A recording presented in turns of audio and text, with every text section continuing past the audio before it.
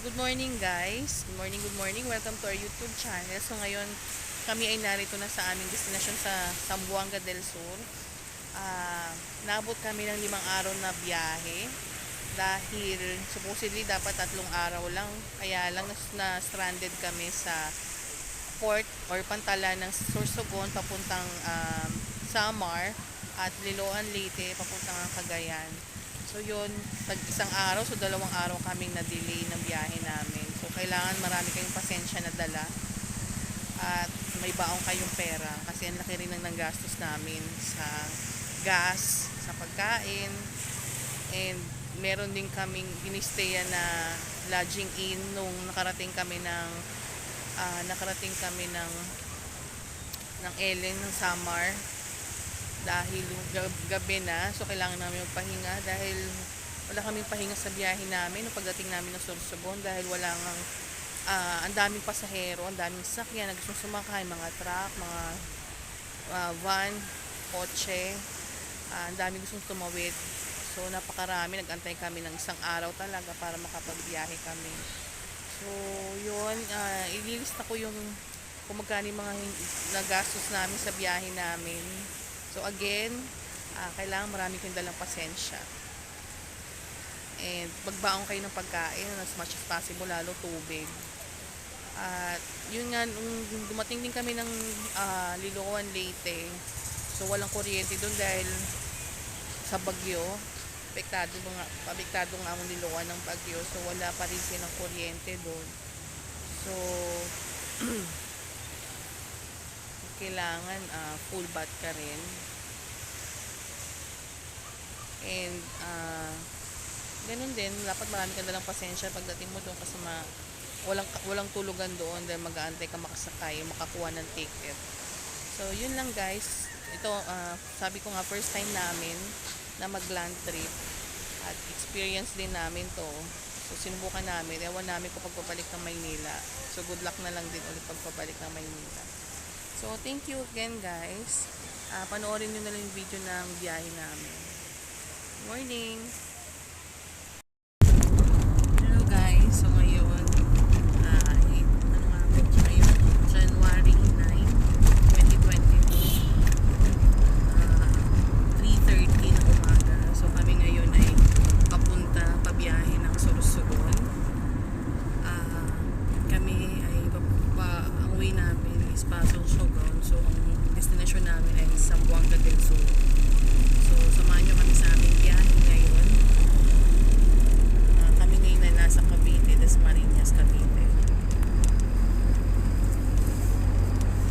So madilim ngayon, walang ilaw. Mamaya ulit.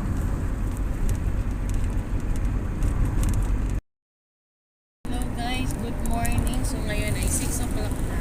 So dito kami ngayon sa Sariaya, Quezon. Sariaya, Quezon. Bicol. Bicol na.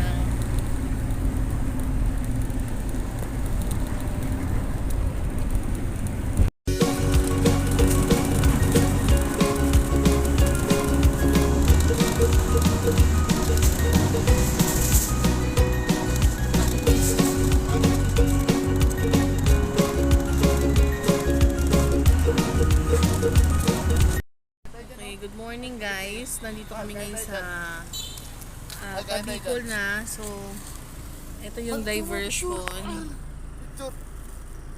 Victor mo, Victor. Pwede mag-picture yan. Okay. Okay, so ngayon dito kami dumaan sa new diversion road. Di kami doon sa may Bitufang Manok. So kailangan pakaliwa siya. Mas maluwag daanan ng mga bus.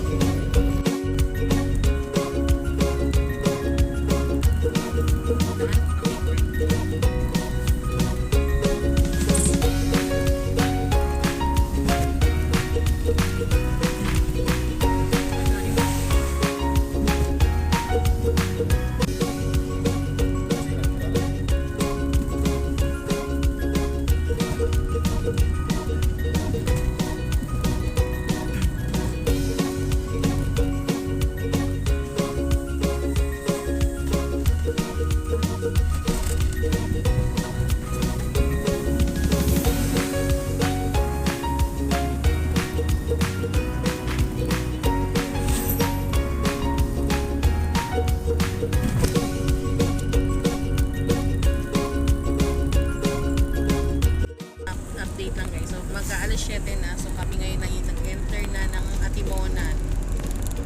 Bicol. So naghanap kami ng pwede mang stopover para kumain.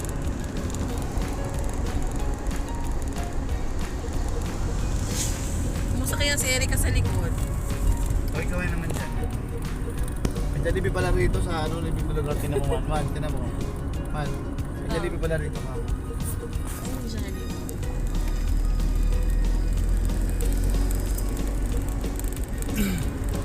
Gusto tayo sa dyan.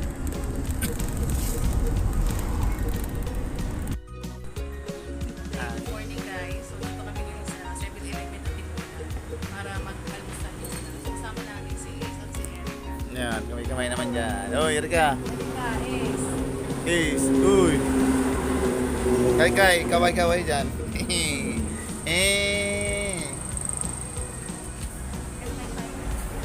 Kain muna kami guys ha. Kain lang muna kami. Bahala na kayo dyan muna. Tipot lang.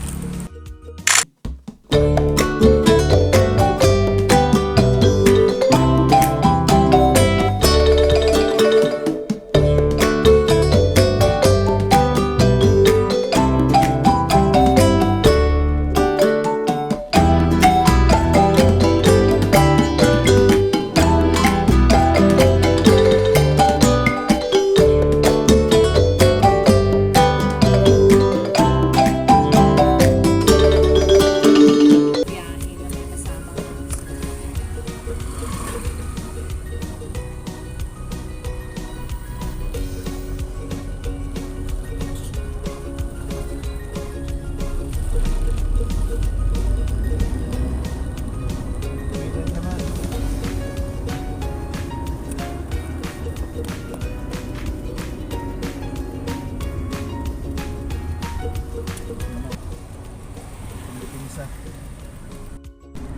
So guys, update lang. So it's already 9:30 at nakapasok na kami sa Camarines Sur.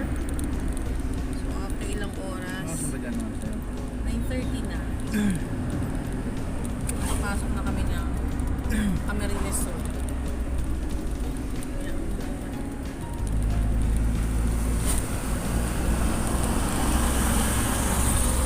Mga delikado. Stop ka.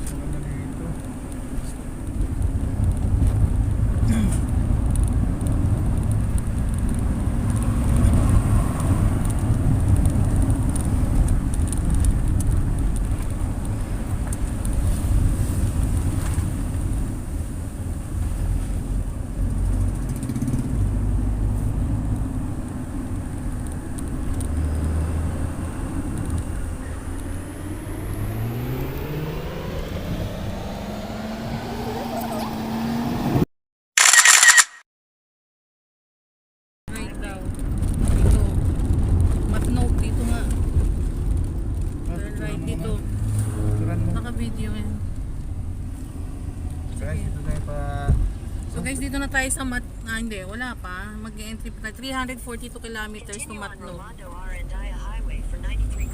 Ligaspi, grabe. Bakit? 300 kilometers. 700? 300 kilometers. 300? 6 hours pa tayo eh. Yung ano, hindi ang Legazpi papunta doon. Papunta doon, di ba? Dito rin. Ay, mayroong ano. Saan kaya yan? 300. 300. 6 na oras. Pero mauna ang matog muna. Hindi, uli nga yung matnog. Doon tayo papunta.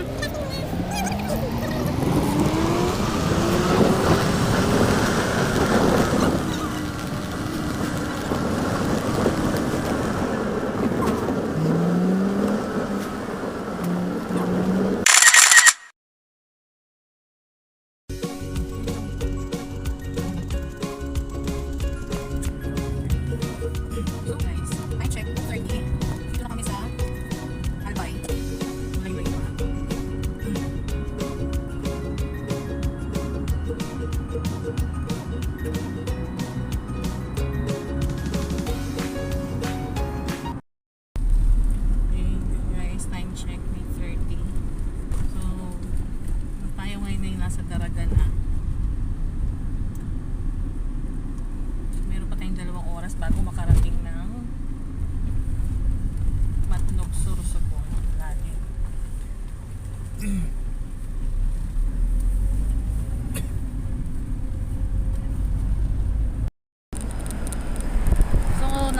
Sorsogon na tayo. Pare, nasa Sorsogon tayo. So, hindi mo sa mga fishing port. So, ngayon ay 4:20 na ng hapon. Nakikita na namin yung dagat. So, malapit na kami sa ferry.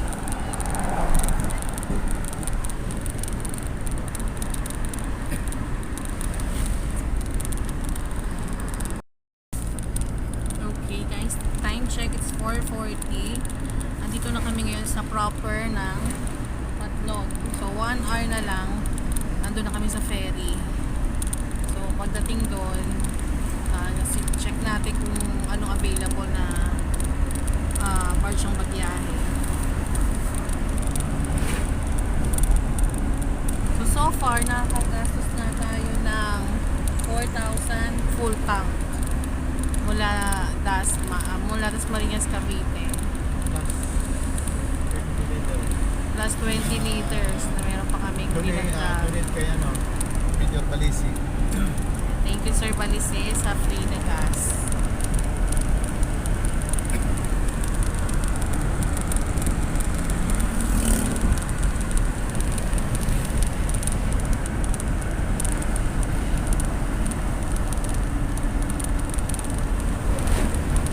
Yun, saktong 1 hour makakarating na tayo sa Matnog Ferry Port.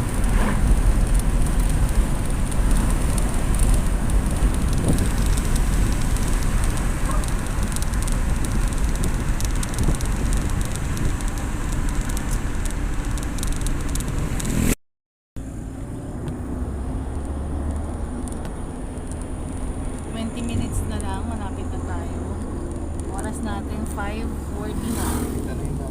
So kita na nga yung dagat dito, baka yun na yung port dito.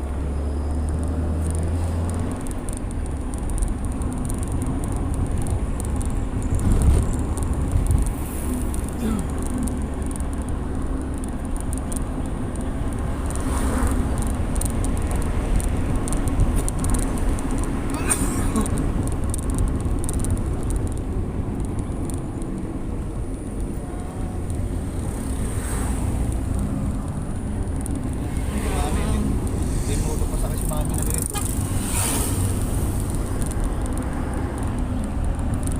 Mami, limuto pa sa kayo na ganito, you know?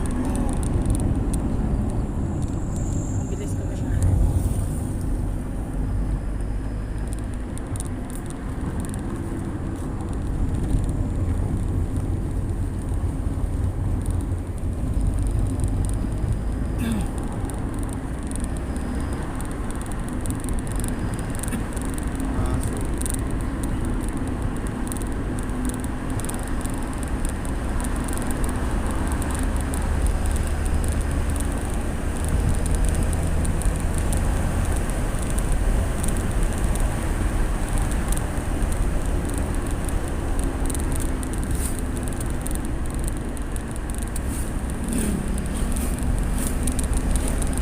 Nabot na tayo ng dilim.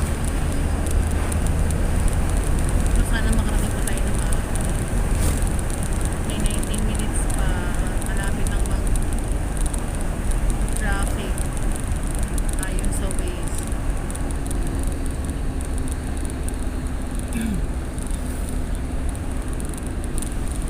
So guys, yung mga nakikita nyo mga pila ng truck dyan, ng mga lalaking sasakyan, ay pila na ilang araw na silang nag-aantay makatawid lamang ng Samar.